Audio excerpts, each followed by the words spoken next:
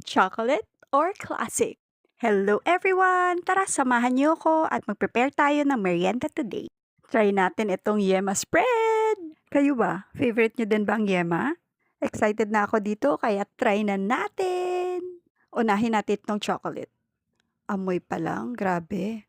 Ang sarap.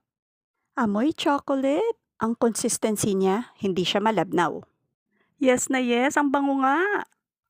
Unang kagat pa lang, nako, hindi ka talaga magno-no dito. Hindi rin siya matamis. For sure, magugustuhan to ng mga anak ko.